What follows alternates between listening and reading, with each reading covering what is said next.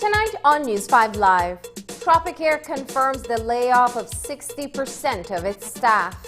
Maya trims down daily flights, and water taxis struggling as the transportation industry takes a massive hit due to the pandemic. The dereservation of monthly recurrent expenditure to ministries is reduced as government revenue falls by more than 50%. Patrick Faber has his eye on the UDP leadership. We head west to Arenal, where despite COVID restrictions and border closures, Guatemalans are entering Belize illegally. It's Mental Health Awareness Month, and a security guard is dead from a self-inflicted gunshot. Details of these stories and more coming up in tonight's newscast. In these challenging times, the one thing that is certain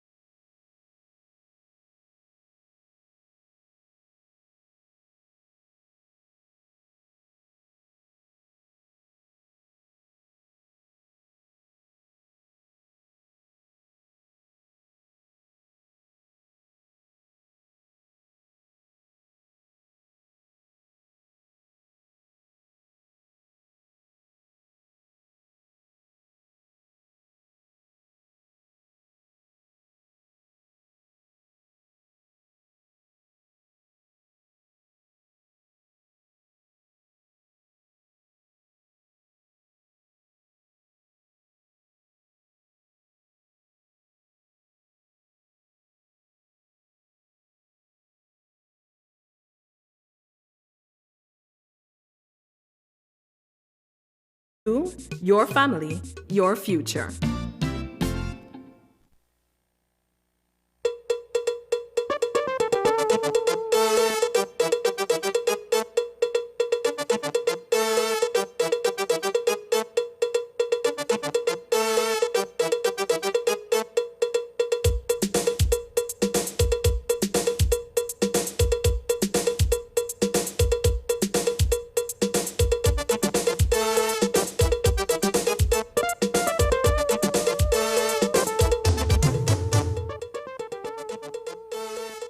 Good evening. Welcome to News 5 Live for Wednesday, May 20th. I am Marlene Cuellar.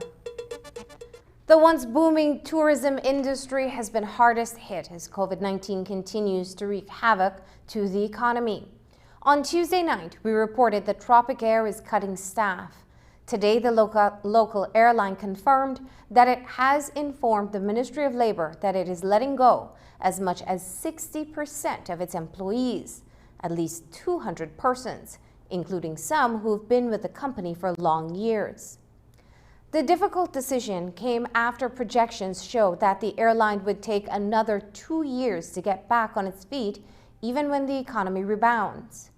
Over at Maya Airlines, measures are also being taken to cut down operational costs, and water taxis are also scrambling as the transportation sector struggles to survive. Here's News 5's Isani Caetano with this report. Public transportation is in a dizzying tailspin despite the resumption of domestic travel by air, sea and land. Local airline companies including Tropic and Maya, as well as water taxis, the likes of San Pedro Belize Express and Ocean Ferry, depend heavily on tourism for most of their revenue. The sharp economic downturn amid the coronavirus crisis has left a gaping hole financially that has resulted in numerous layoffs and a restructuring of their respective operations. On Tuesday, Tropic Air was forced to terminate 60% of its workforce countrywide.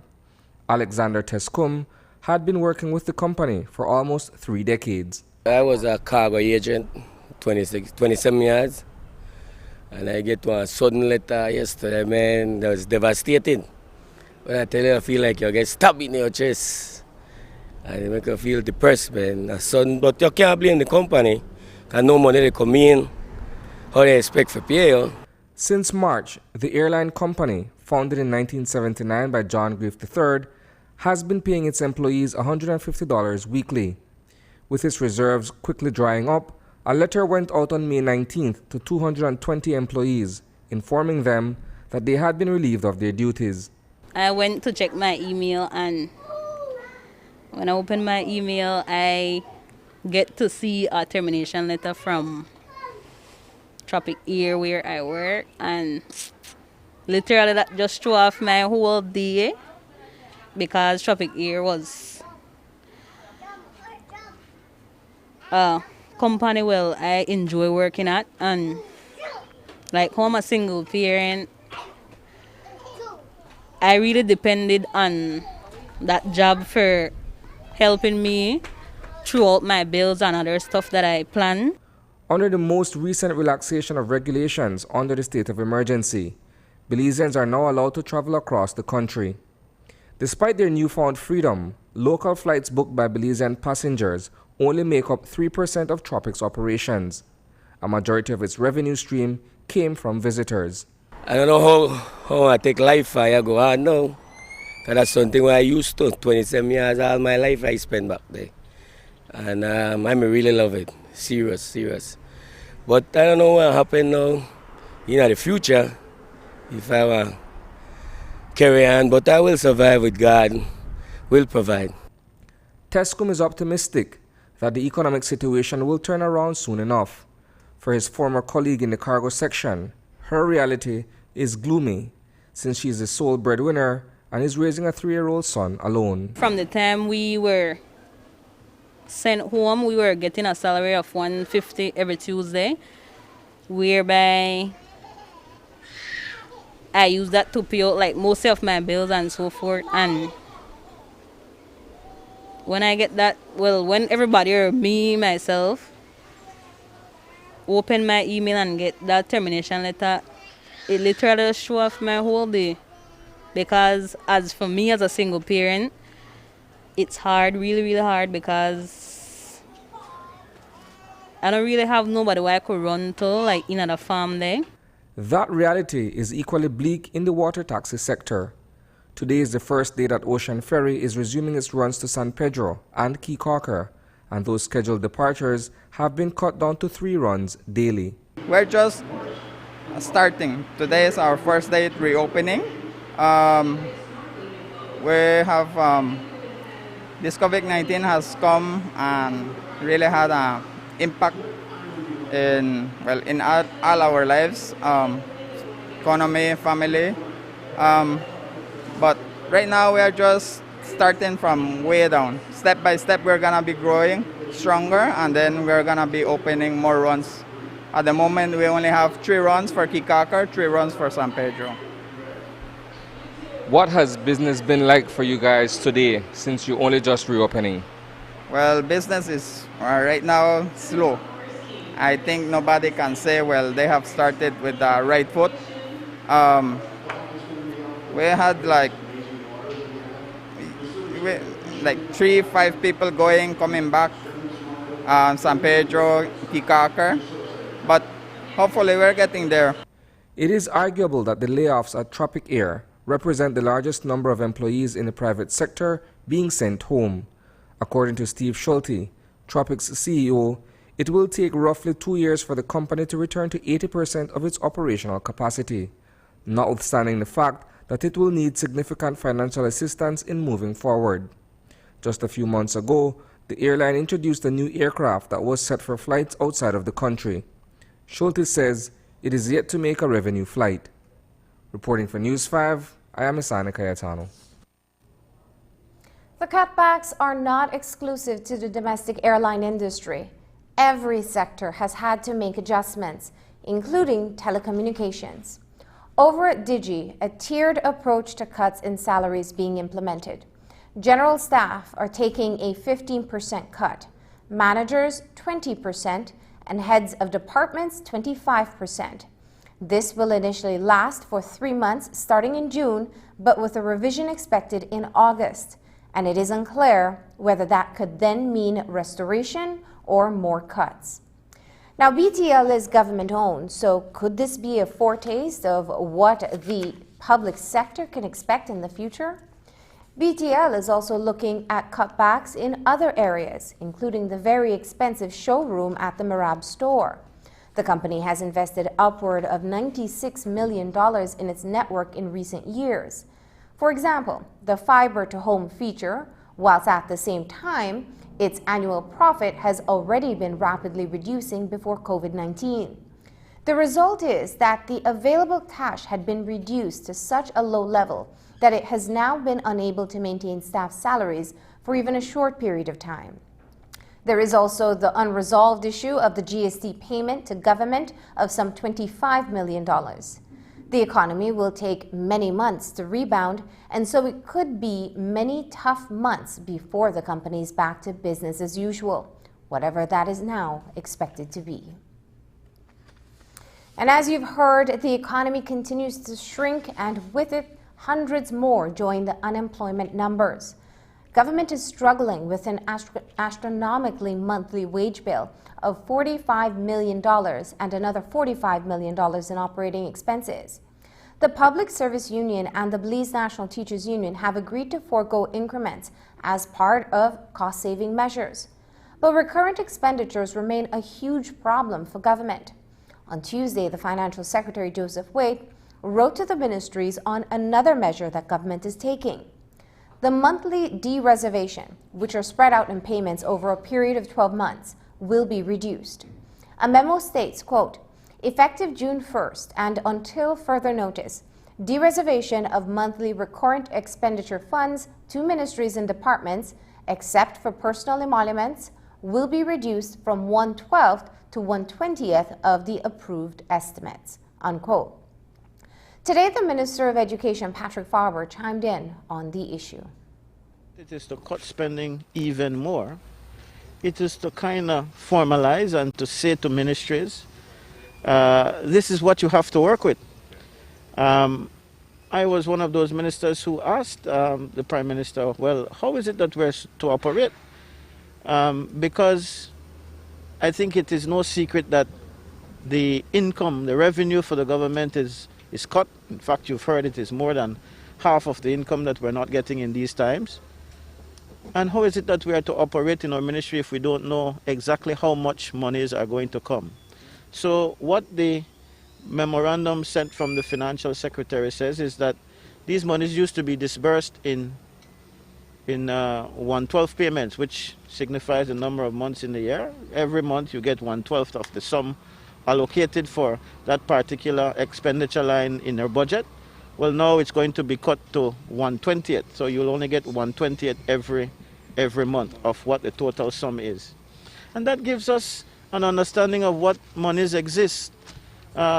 Tomorrow morning we are going to meet with the department heads and key players in our ministry to look at things and to say, okay, this is what is afforded to us.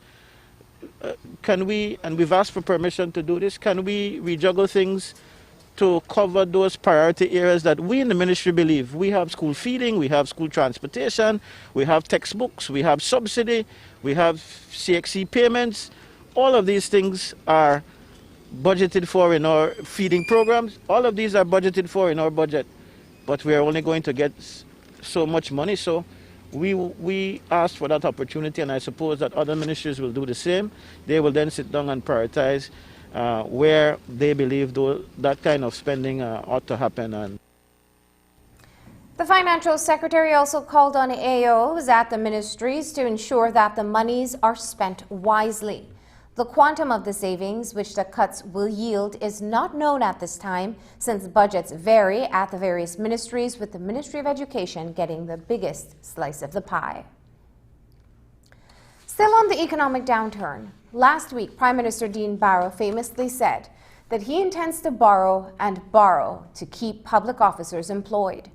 But the PM also warned that the next leader of the country would have to address the issue of the massive wage bill, as high as $45 million monthly, and is likely to have to go hat in hand to the International Monetary Fund and international financial institutions for bailouts. Now, as we know, the IMF prescriptions at times of economic depression have been for pension reform, cutting down of the wage bill, and retrenchment in the public sector. The Prime Minister said he has resolved not to let go even one solitary public officer, but his successor will have to deal with it. Leadership aspirant Patrick Faber says retrenchment is a last resort, even as tough times are ahead. I side perfectly with the Prime Minister in that regard, that we want to do anything like that absolutely as a last resort. I think history has taught us as a country, but more specifically as a party in government, that retrenchment is never an ideal thing. There is no secret, as you've mentioned, the Prime Minister has also hinted to it, that it's going to be a tough road forward. But it is all the more reason why you need good, sound leadership at the helm of the ship. You need somebody who understands that it's not going to be easy, that there are certain things that you can't whitewash and you can't pretend. It's going to be a tough time moving forward, and whether it is whichever party is in power, a leader who does not embrace that and understands that that's the case and does his best to ensure that people understand that right away. You know, we don't want to scare people. I don't want people to go away after listening to the news this evening feeling that, well, if Faber comes, it's all pain and doom. But we are experiencing tough times, not of our own making, and the measures that will be needed to fix things might not be as pleasant. Where it is we can give a spoonful of sugar, then okay, but by and large, it's going to be a tough road. But it is a challenge that I'm prepared to take. Minister of Education Patrick Faber says that there will be cuts in some of the services that his ministry offers in the days ahead, as a matter of priority to deal with the financial crisis. One of the biggest recurrent expenditures of the Ministry of Education is spent on salaries for teachers. But like the Prime Minister, Patrick Faber says, Patrick Faber says salaries wouldn't be affected. One of the various line items in the ministry's budget for the fiscal year 2020, $279 million are for recurrent expenditure. For capital investments, $18.5 million was allocated, $2.4 million for youth support services and investment in sports, and $16.1 million for enhancement of policy strategy, framework and education system, and a special education unit. Minister Faber says that some of those projects, which are funded by local and international donors, will be put aside. One of those issues that concerned us immediately is, of course, the payroll for teachers, because while those government-owned schools and those schools that are denominational but get 100% from the government at the primary level, primarily that is, they get paid through Smart Stream now. There are secondary schools and tertiary schools that get a grant. And so when we're talking about moving to 1/20th, evidently that is an indication that that is going to be cut. But I raised the matter yesterday with the Prime Minister, who's also a Minister of Finance, as you know, and he assured me, and I have said to my staff, that we will do all that we need to do to ensure that those salaries, those salary grants, or whatever the proper term is, I will refrain from trying even to remember the proper term, because I want people to know it goes into paying salaries, and it is the first priority of our administration. So I don't want people to get jumpy, especially our teachers, when they hear that. We are going to try our best to ensure that those salary grants are there. Our capital budget, in some instances, it's funded by foreign sources. There's some that is funded locally. We have to put in counterpart funding, and that is going to be difficult to do in some instances. So insofar as our agenda remains the same, yes, it does, and where we can carry out that agenda with the funds, whether it is local or foreign, we will do so, but nothing should be misinterpreted. These monies are now very hard to come by, where it is that those things that are budgeted under CAP 2 and CAP 3 no longer seem to be the main priority for us now. It will have to be put on the side. But where, in fact, in some cases, I'm not sure if there are any instances directly in the Ministry of Education, but some of those capital projects that are funded by international donor agencies have given permission for the redirecting of some of those funds to be used for other things COVID-related. So nothing is really concrete. Today marks 37 days straight without any active case of COVID-19 in Belize. And while this is good news for the country as it continues to relax restriction measures, the possibility of a second wave continues to increase as cases of COVID-19 are on the rise in neighboring countries like Mexico and Guatemala. To crack on the likelihood of an imported case, Belize closed its borders. But as we have seen in recent weeks, several persons have been jailed immediately for entering the country illegally. But this hasn't stopped the illegal movement, thereby increasing the risk. In the western community of Arenal, the ease of crossing back and forth poses a risk to that village and the rest of the country should an infected person enter illegally. Today, News 5's Andrea Polanco went to find out how the village is responding. Here's that story. Arenal village is quite unique in its geography. It lies smack in the middle of the Belize-Guatemala border. Half of the village is Belizean territory, and the other half is for Guatemala. In the center of the village, the unofficial demarcation is this football field, where the left side is Belize's and the right side is Guatemala's. If you're not from the village, it's quite easy for you to wander onto the Guatemalan side of the village illegally, with just a few steps. When you look around the village, the homes, the people, the way of life look so similar and may be difficult to differentiate. And the people, for the most part, live in peace with each other. They usually move easily and freely between the two countries. For most of the villagers, the proximity has never really been a problem to their way of life. But during a pandemic, it's a different story. While movement of people has slowed down big time, it still continues to happen.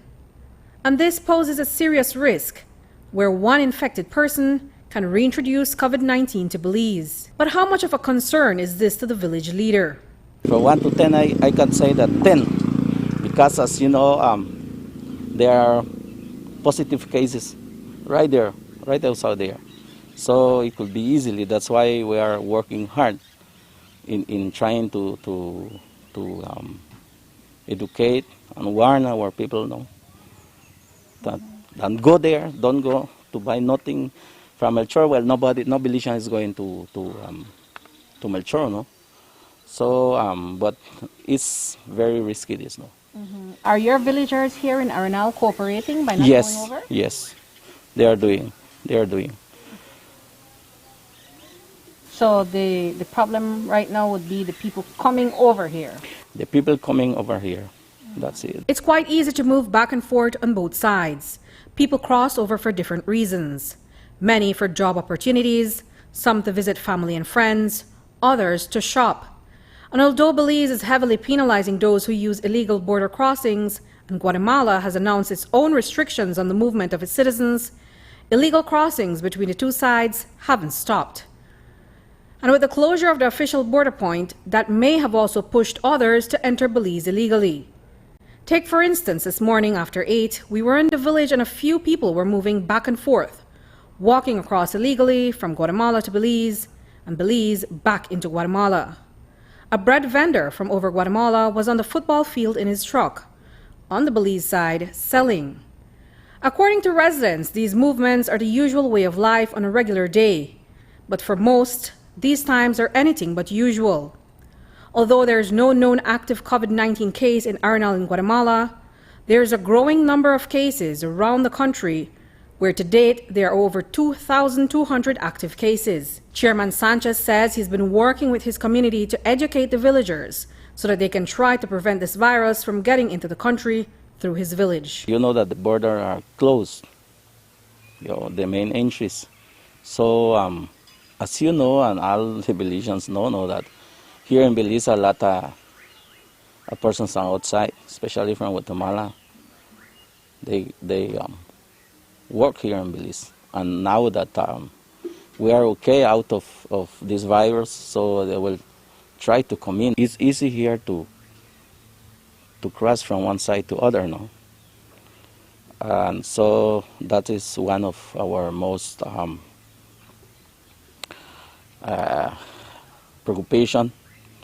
And as chairman of this village, well, I have been having with my village council and talking, educating to my villagers, so to try to implement the best as we can of our measures to avoid this. And we are trying to be as much as possible out of relation with the Guatemalans. According to Sanchez, law enforcement authorities are helping to curb these illegal crossings. There's a police station in the village, and on site we observed at least 2 BDF soldiers and a police officer. A drive around the community, however, didn't show any patrols or authorities present on the ground while we were there. It is important to note that the police station is just a stone's throw away from where people move back and forth freely between the border of Arenal in Belize and Guatemala. But as Chairman Sanchez points out, the authorities have restricted some of those who've entered illegally, but it's not easy to police this community. Police officers, immigration, and custom officers, they are doing the best.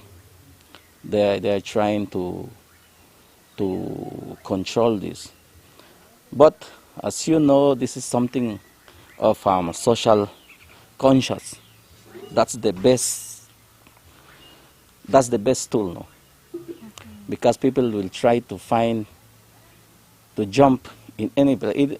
It don't matter if they have to go through the mountains. The day after yesterday, I see 2 persons that came in, no? And they came in, they are not from here now, and so I was happy when I see the police officers that they cut them and chase it down. No?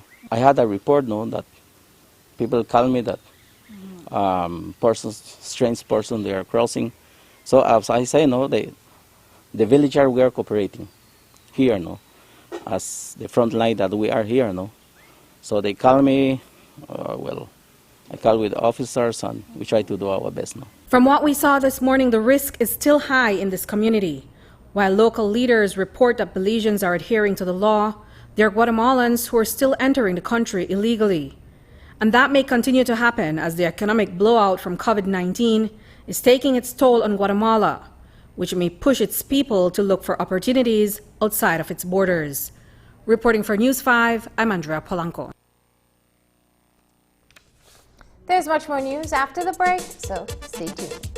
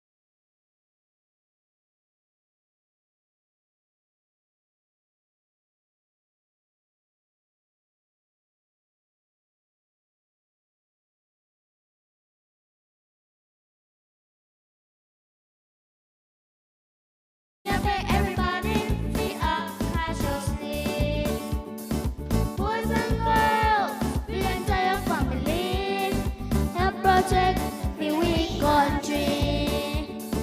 Wash your hands properly. Wash your hands regularly.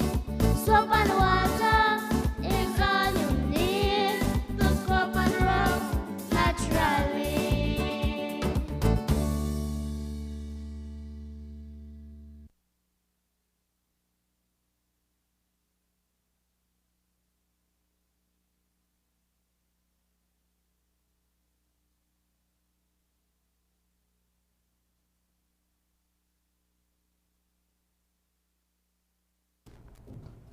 There has been a turn of events in respect of the huge tract of land on the George Price Highway.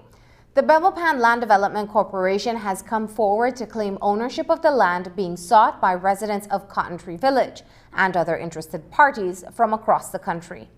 The BLDC is represented by former Central Bank Governor Glenn Isagiri, who says that an initial 2,600 acres of land have been in private hands since the early 90s. But tonight, land activist Nigel Petillo is asking where has the company been all along since the property in question has reportedly been farmed for the past 20 years. On Sunday, hundreds showed up at mile 44 on the George Price Highway at Petillo's invitation. After that meeting ended, Petillo was arrested and charged for offenses related to the state of emergency. Just prior to the meeting, a written notice had been given to the Ministry of Natural Resources in respect of that parcel of land. All of a sudden now this land, one name pop up now. One land owner pop up now. Where him all the while? Then hear about this good while. Let's see farmers, the farm pan is land over 20 years now. Over 20 years then the farm pan land. And all of a sudden now you're the owner. Where do we get that proof from? How is it that, I mean, maybe they can make up that last night? All of a sudden, how I could know that backtrack and chase back to there?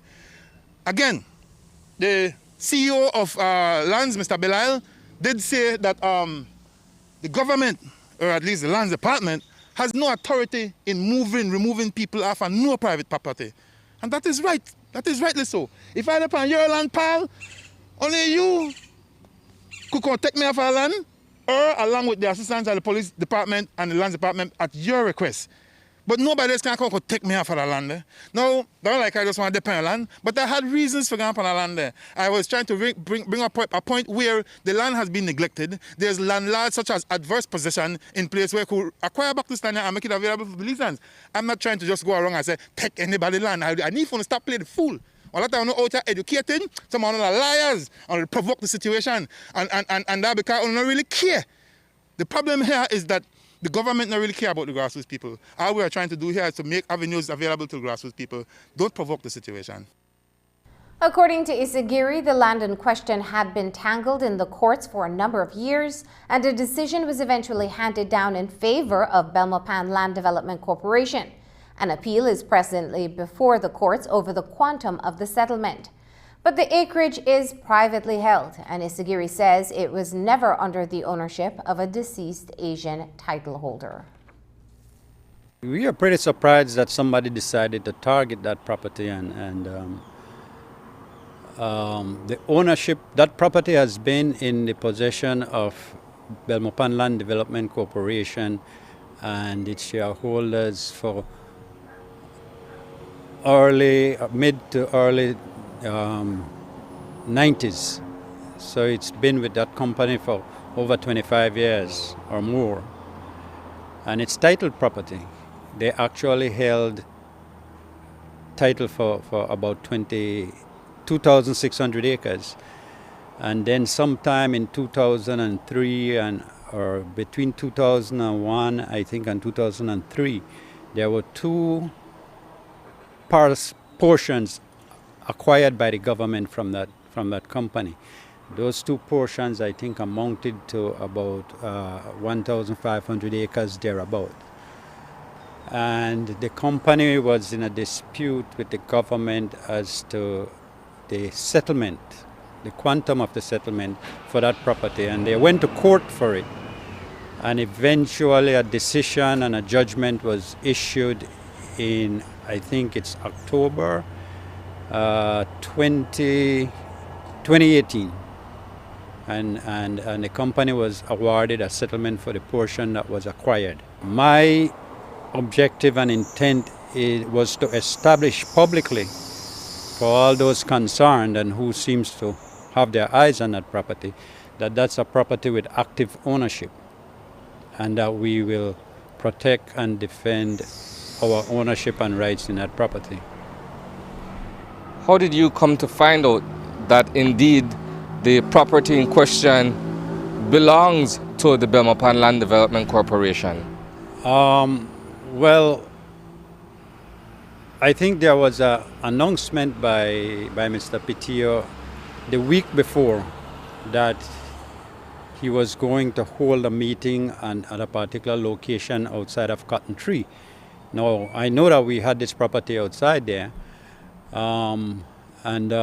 but inter-district travel was not permitted at the time. And it was not until we saw the footage on Sunday of the event that he had there on Sunday, or was supposed to have had, that we realized that we need to go out there and confirm.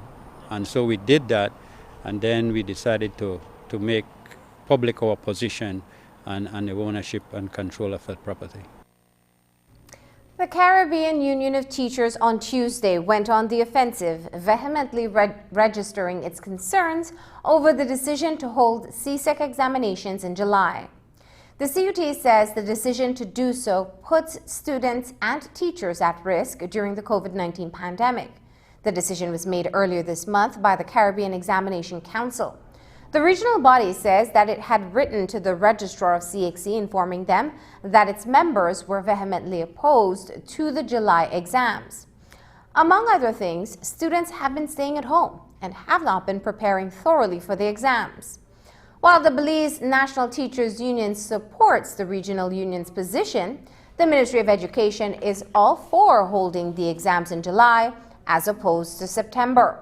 Minister Patrick Faber told the media today that after a survey was conducted among secondary schools, the decision was made to support the CXC in holding the exams in the next 2 months. Our position of agreeing to with the rest of COSAD, and I remind people that the decision of COSAD comes when there is at least a two-third majority. So as a two-third majority, we agreed on going at the start of July.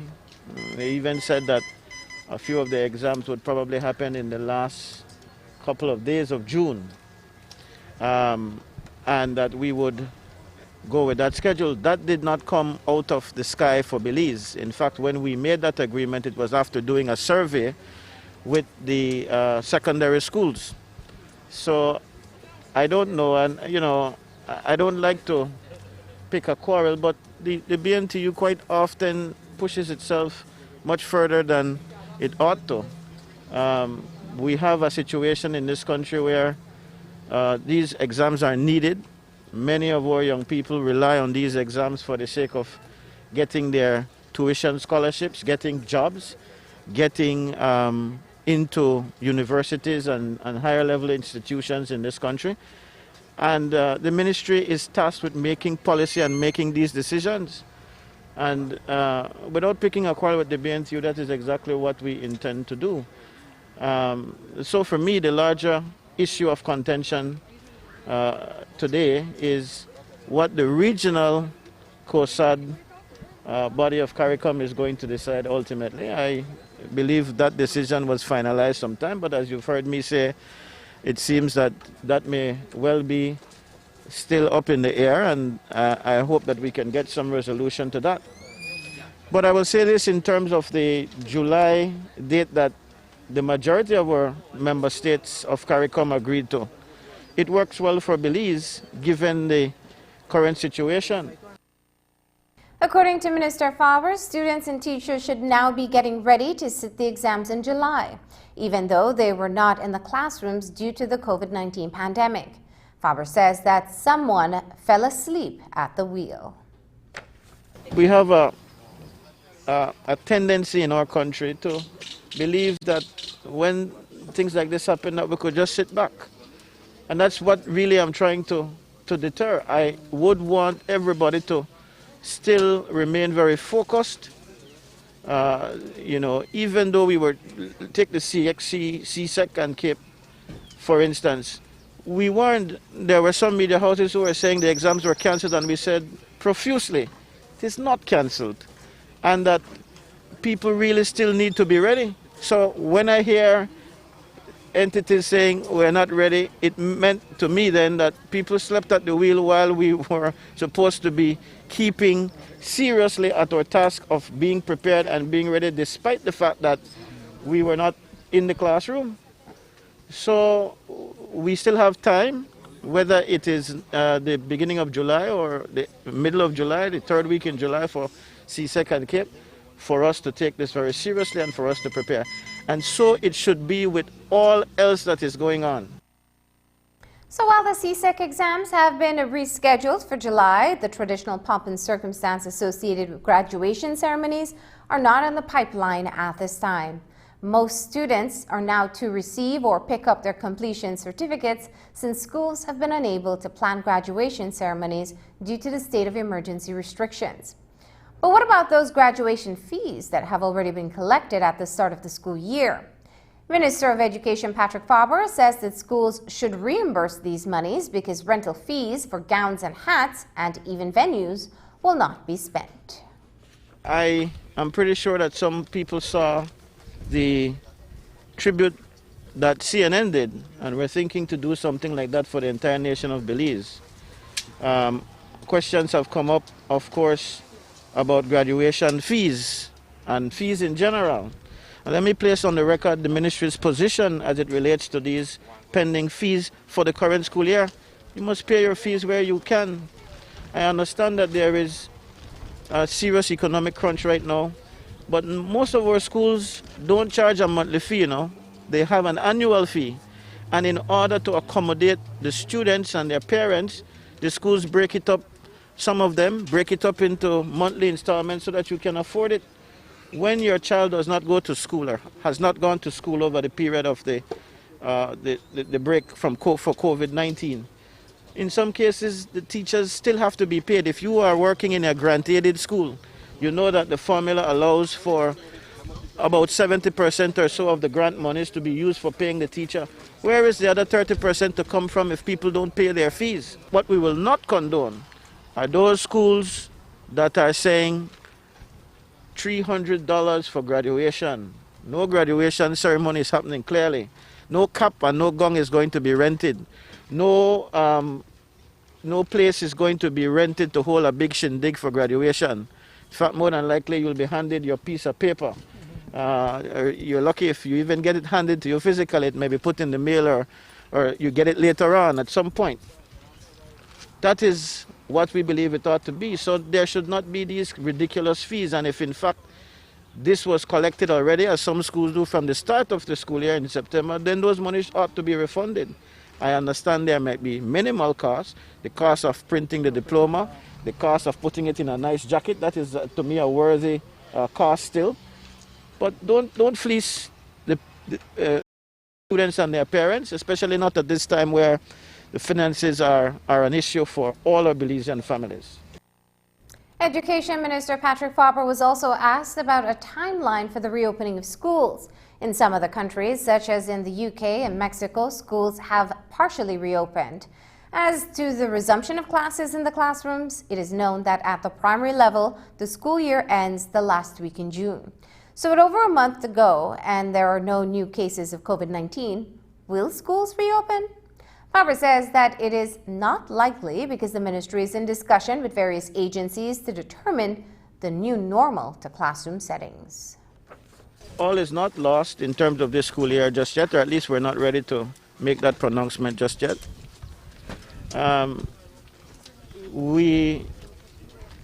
It is looking unlikely. That is as far as I would take it. And the simple reason for that is that while we are relatively okay in terms of the situation with COVID-19, what we're not ready for yet is the new normal and how it is we are going to return to the classrooms, and that will take some kind of planning and proper coordination.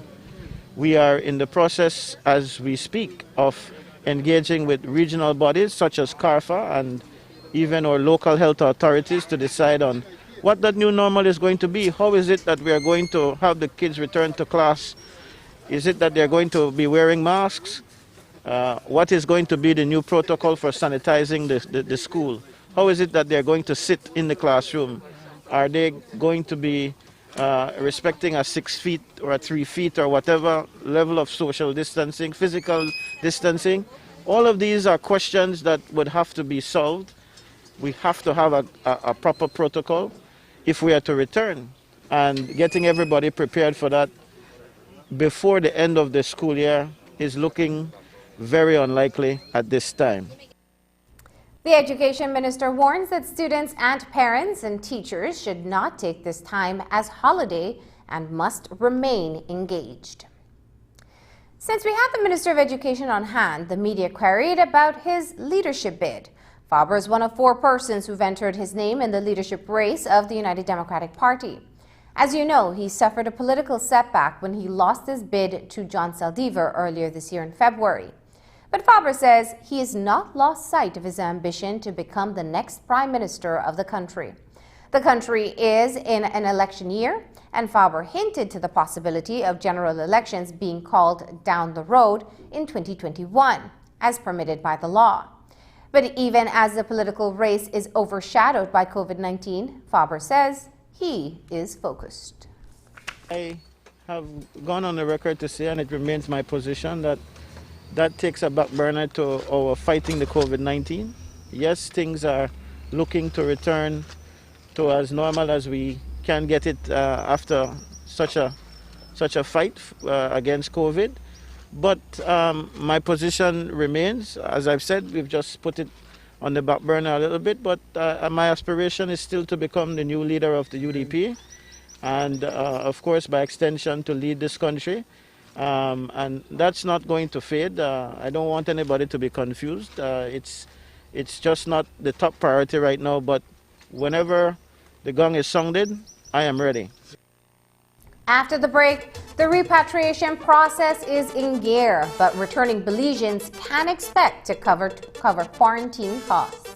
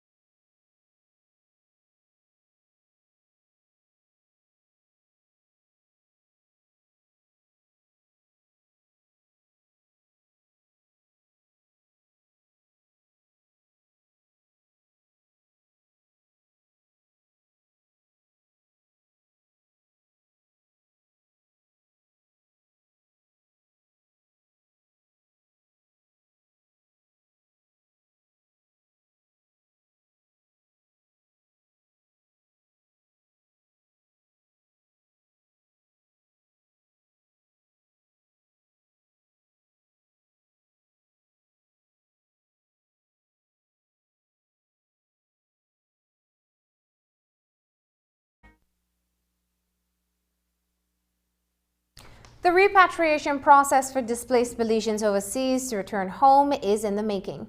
Belize has not recorded another positive case for COVID-19 for more than 30 days, and the government wants to keep it that way.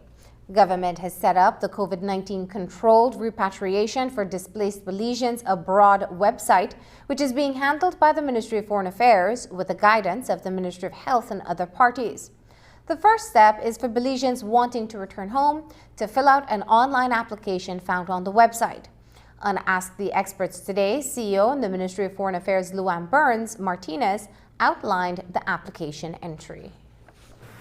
The first step in the process, and what we're asking anyone interested in returning home to do, and that is whether you were on a cruise ship working and want to return home, whether you are a student abroad or you were traveling for business or for family or for health reasons, please go to the COVID-19 BZ website. The third tab on the website will be a button that takes you into an application form. We are asking everyone who wants to come home to fill out the application form. It is very important because it allows us to coordinate your return to Belize in the safest, fastest, and best manner for you and for everyone else here at home.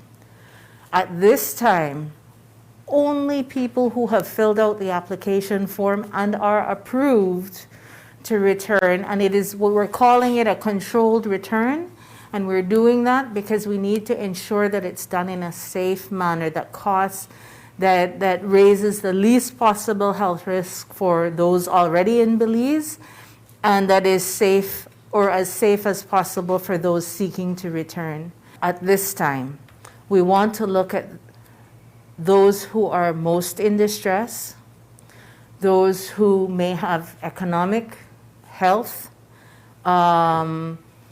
or other particular reasons very particular to them that they should be prioritized for return home. We also have an obligation from a health perspective to look at where they are, where they have been in the last 21 days, whether they have had, we have a number of Belizeans who have already had COVID. So they've been tested and they've gotten through it, and we're happy to hear that they're well, but they want to return home. And so we have to look at a number of factors. Belizeans who return home will be required to go into mandatory quarantine at a chosen hotel.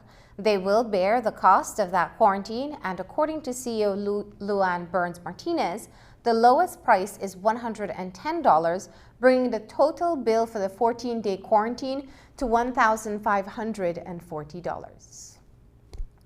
At this time, you are looking at the cost of 3 meals a day, because your meals would be provided to your rooms and the room and board. And the hotels have been trying to keep the rates down as low as possible. At the moment, and this is subject to change, just as you will see, we have some modifications on the application form when you go online.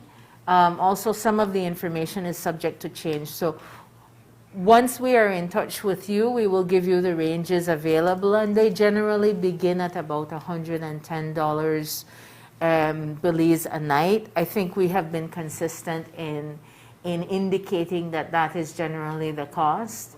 And that is at the lowest end because it covers food. And that covers meals. Another question I had received outside was, can my family bring you food? No. You will be quarantined in the hotel room and your meals will be brought to you. And those will be prepared in a way and brought to you in a way that is safe.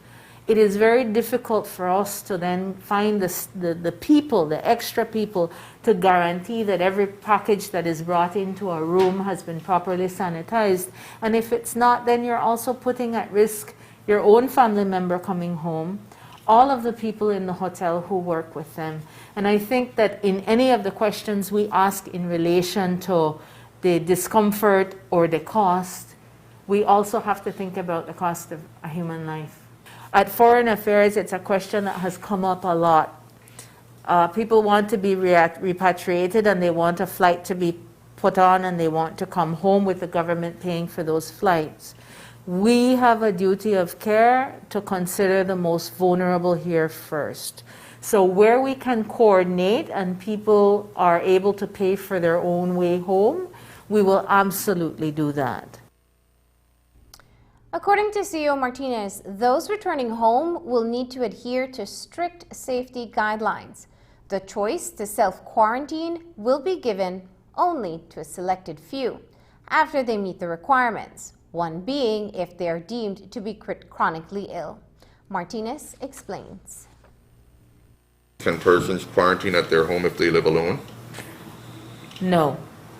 Persons, well, no and yes, in the sense that persons who are returning who are not chronically ill. So the only consideration for having someone quarantined at this time at home and under strict surveillance and communication with the Ministry of Health is if someone really has been chronically ill, if being outside of that space actually puts them at greater risk because they have an affected immune system because of poor health.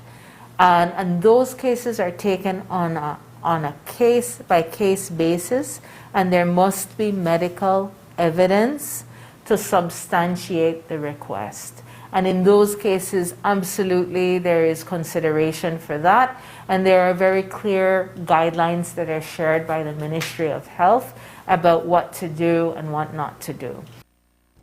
The repatriation process for Belizeans will not be achieved overnight. According to CEO Martinez, the process can take a few days or even a week.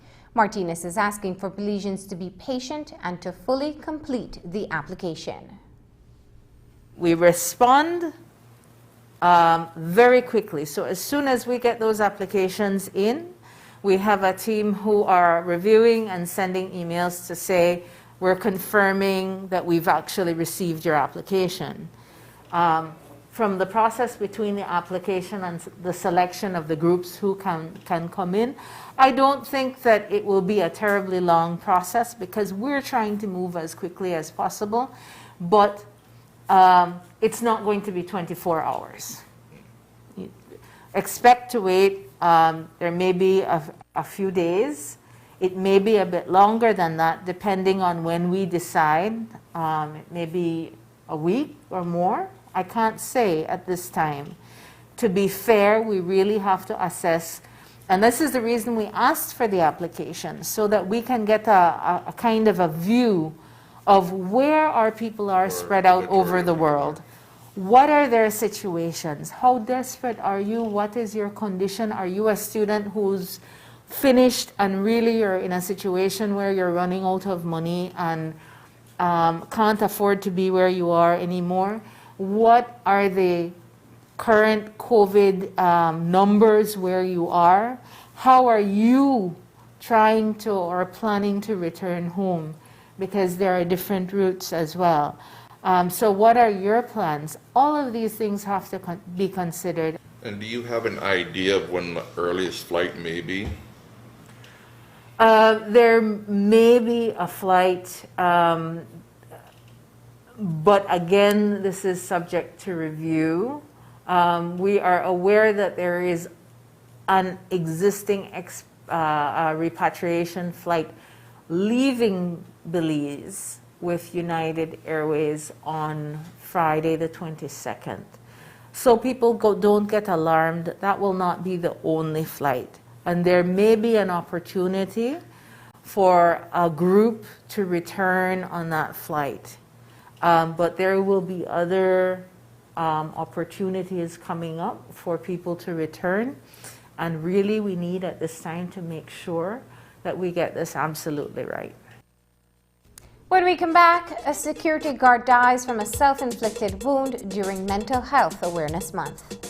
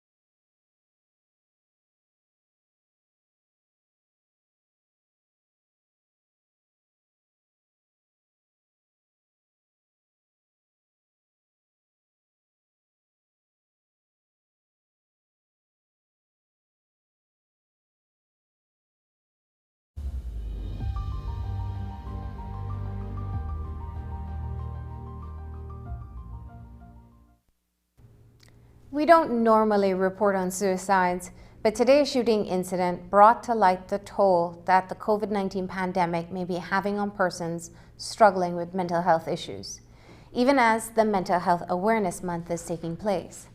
A single gunshot resonated from one of the bathrooms at the Ramada Hotel and Casino in Belize City. Inside, 24-year-old Earl Alexander Underwood was found with a gunshot wound to the head. It happened just before noon today. Underwood had relayed to his co-workers that he'd been evicted from his apartment after failing to meet rent. He was also worried about the $5,000 fine that he was facing after he was charged for not wearing a face mask in public. It is also known that Underwood was under a lot of stress before he died, so it is believed that he self-inflicted a gunshot to the head. He started working at the hotel a few months ago and has been a security guard for several years. Police say they are investigating the incident. The month of May is recognized as Mental Health Awareness Month. It is a difficult time as COVID-19 pandemic is posing unprecedented challenges. There are different forms of mental illness that can manifest as a result of stress of having to cope with different situations. Today, Minister of Education Patrick Farber wore the color green to promote the awareness and said it is a silent issue that everyone must be able to recognize. No, mental health is very, very important, and it is a silent issue in our country, and many people suffer from it. Some people don't know themselves that they are suffering from it, and so we have to make people aware, and so I'm doing my part today, and I'm asking the media as well to do their part, and all Belizeans to do their part to create awareness and to reach out to your loved ones or your friends who may be experiencing the various different types or forms, thank you, of mental illness. Some of it is very pronounced, some of it is very subtle, so we don't know. But if we start paying attention, we might well be able to recognize this, and we will be able to be there to support them every step of the way. 100 selected families are having a little ease tonight, coping from the pain of the COVID-19 crisis. The families were beneficiaries of an initiative by the Development Finance Corporation, which sought to put food on the table of affected families. The program, named A Helping Hand COVID-19 Relief Effort, reached families countrywide during May 11th to 15th. The DFC invested $5,000 and staff from its branches was at the front lines assisting in the packing and disbursements of food hampers and vouchers. Through the initiative, grocery hampers were also delivered to 30 families in the Belmopan area, and lunch was provided to 20 senior citizens identified by HelpAge Belize Belmopan chapter. Recipients for this food assistance program were identified through DFC staff with support from the Ministry of Human Development and Village Councils.